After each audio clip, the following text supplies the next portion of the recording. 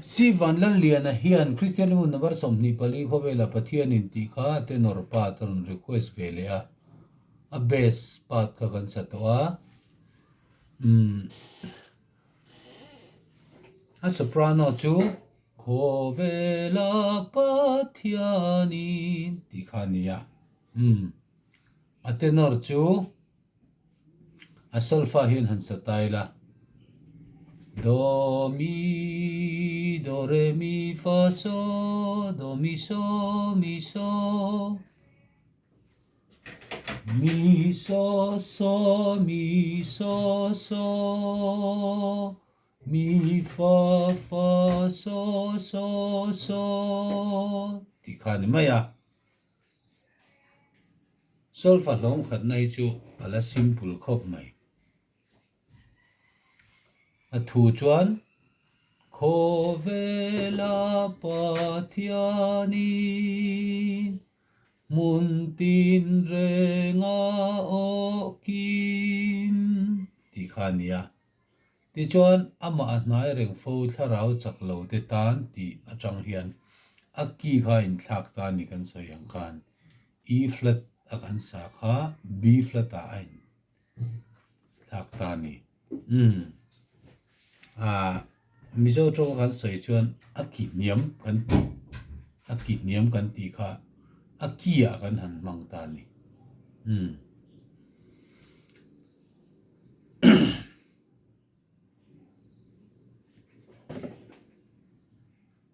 dominant kan ti ang kha dominant kan ti kha C in lo zai tai la D ki ang kha a G ki ang kha i kha kha kia kan han mang ta ni chu wangin heta helai hian so in kan han sa zo ta helai hian do lo om ta ni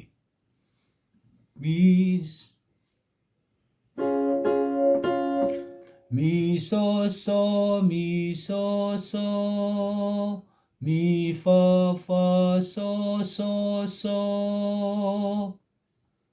helaya do hi he mi so ang tho hian ti rik tu na ni ta ni so ang tho in ti rik tu so so tianga do ti lovin do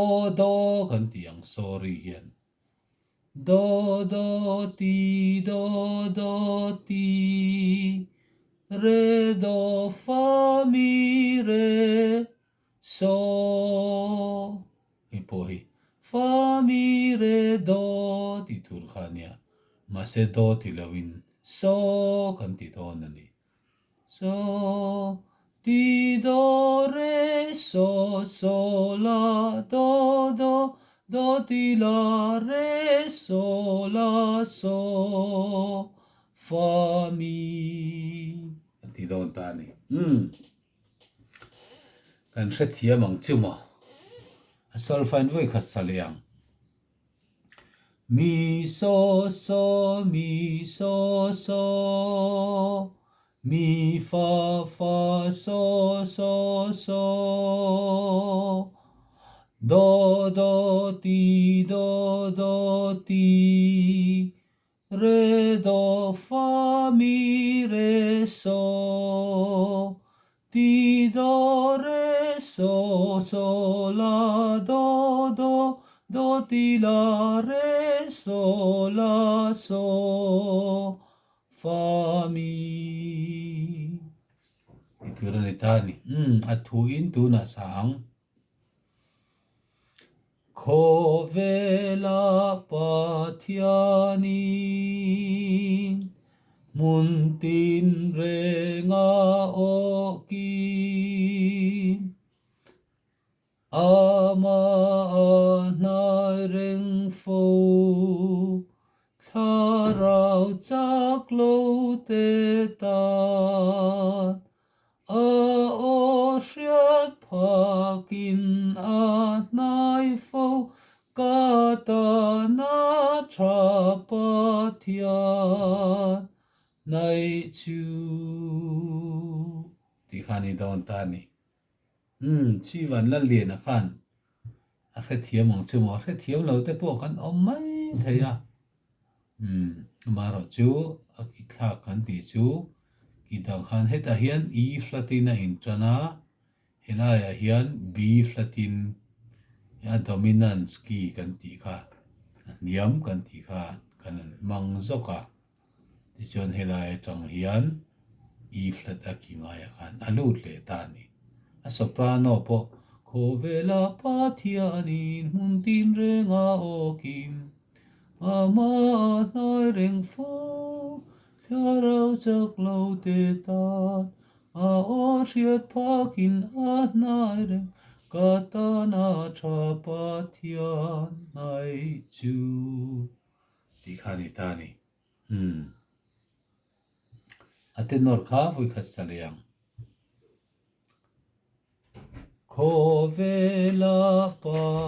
Pathianin mun tin renga okim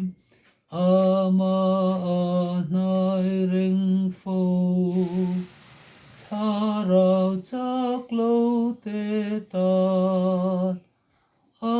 o riat phakin a nai fo ka ta na tha pathian nai chu đi khai ta đi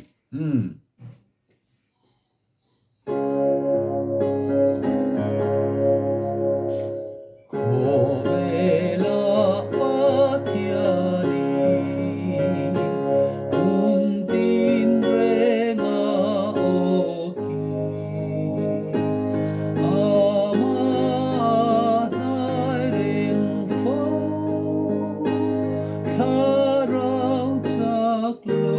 te ta a o riat phakin a nai fo a nai reng ka ta na tha pathian nai chu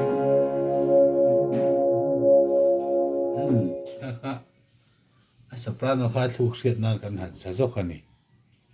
ni du to kang